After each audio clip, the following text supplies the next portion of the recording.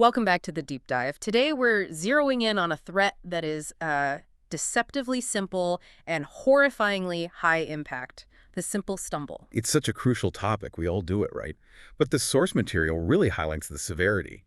We tend to think of tripping as just an annoyance. A bruised knee, maybe? Exactly.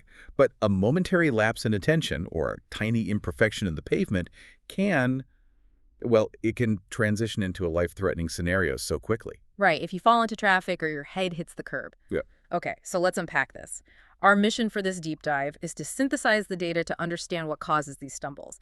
Then, look at why the consequences escalate so fast. And finally, explore how personal awareness and new technology can help reduce this risk. Right, we're really defining the scope by looking at the factors leading to falls near traffic. Yeah. We're focusing on that intersection of infrastructure, awareness, and reaction time.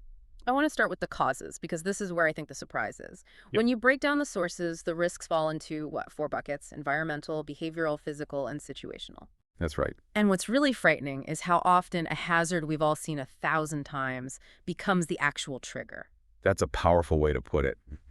The environmental factors, that infrastructure trap, are often so subtle Until they're not. until they're not. I mean, we all know about uneven surfaces, cracks, potholes. That's obvious. But our sources point specifically to things like tree roots. Oh, yeah. Tree roots growing under a sidewalk, making the concrete buckle upwards. I can picture that perfectly. That little concrete mountain that just catches the toe of your shoe. Precisely. And then you have temporary obstacles, which are just as dangerous. Things like construction materials, temporary signs, bike racks just plopped in the middle of a path. Or even just a hose or a cable running across the sidewalk. Yes. And you couple that with poor lighting at night, and a small defect becomes a completely invisible hazard. Then you layer on the behavioral factors, and this is something, I mean, we're all guilty of this. It's the modern attention deficit. It really is. We know we shouldn't, but how many of us are walking around glued to our smartphones or totally lost in music with noise-canceling headphones? You're completely diverting your cognitive attention from the path you're on. I've nearly done it myself a few times. It's an epidemic risk. And that diverted attention is compounded by things like rushing. Rushing for a bus or a train. Exactly. You're walking fast, you're late for a meeting, and that reduces your ability to recover from even a minor misstep. And we absolutely cannot ignore footwear. Right. The sources are really clear on this.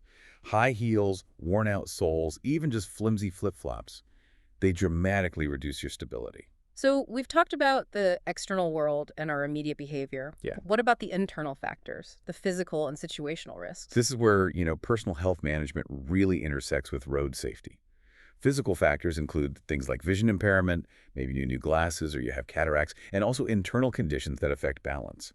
Vertigo, inner ear problems, even just muscle weakness. Fatigue, too, I imagine. Fatigue is a huge one.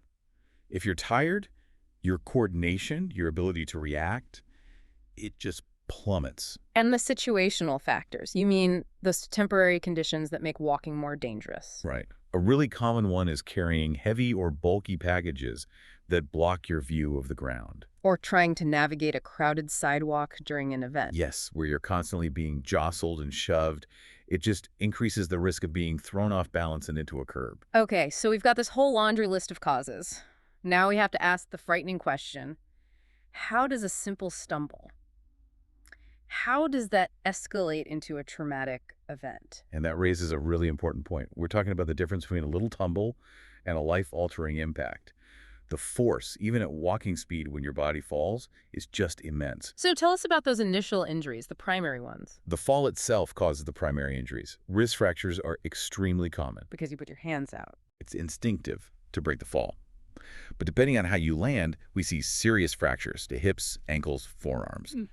But more worryingly, if your head strikes the pavement or a pole or the curb, the result can be immediate concussions, severe traumatic brain injuries, TBIs, even skull fractures. And spinal injuries are on a whole different level of seriousness. Absolutely. A fall, especially a backward or sideways fall onto a hard edge, can cause herniated discs, vertebral fractures.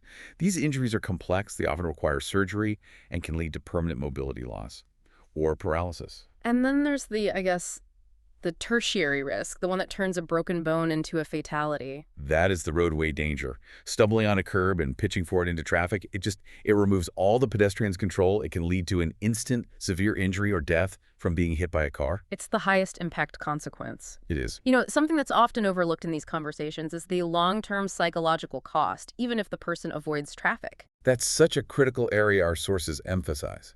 A single serious fall, particularly in an older person, can start this debilitating cycle. What's that? The fear of falling.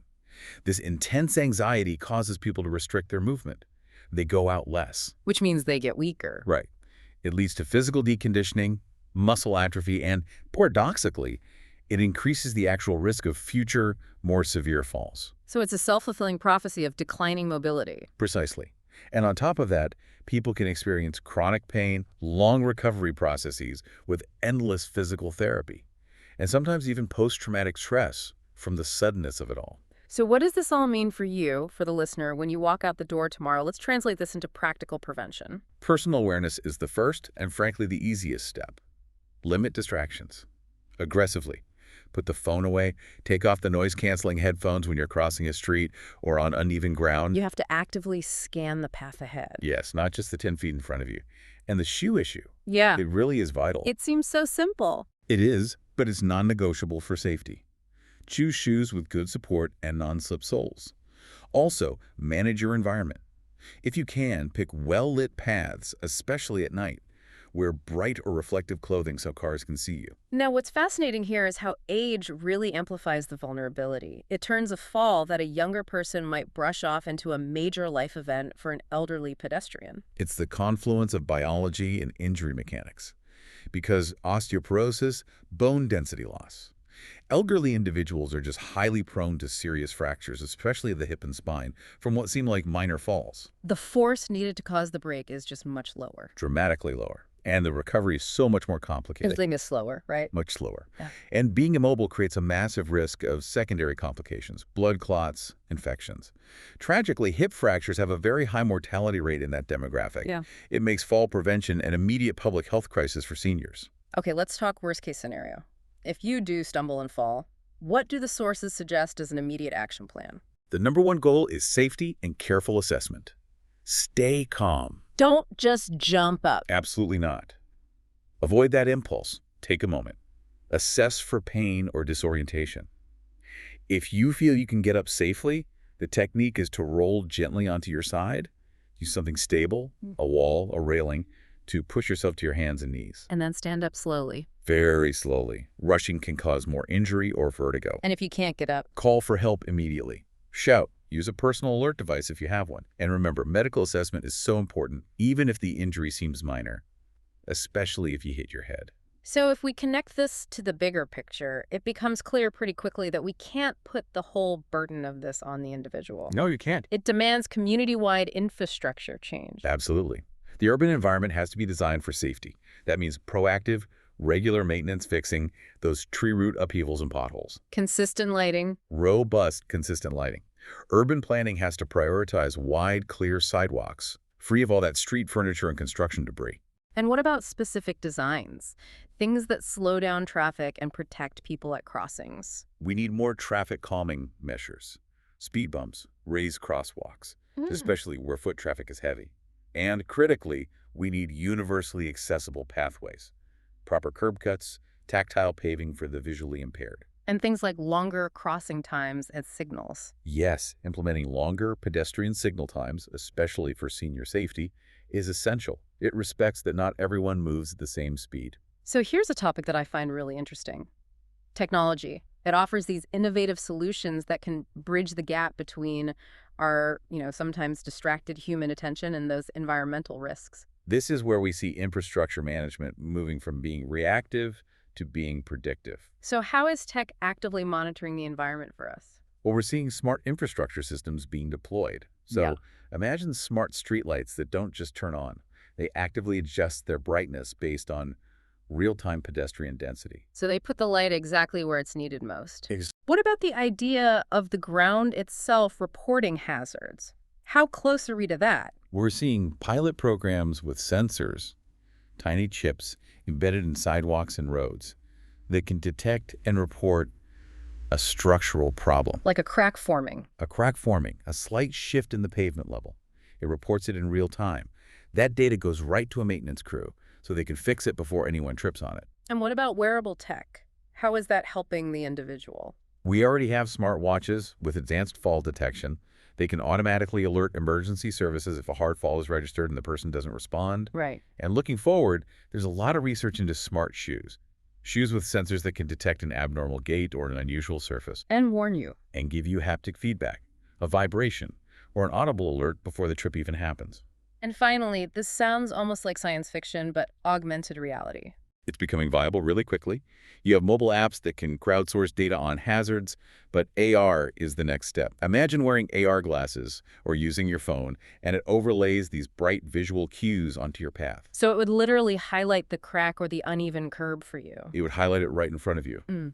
It's a layer of digital protection over a dangerous physical world. This deep dive makes it so clear that stumble prevention needs this dual approach. Hyper-awareness from us personally, combined with a real community commitment to fixing infrastructure and using this new technology. Exactly. Knowledge is most valuable when you understand and apply it.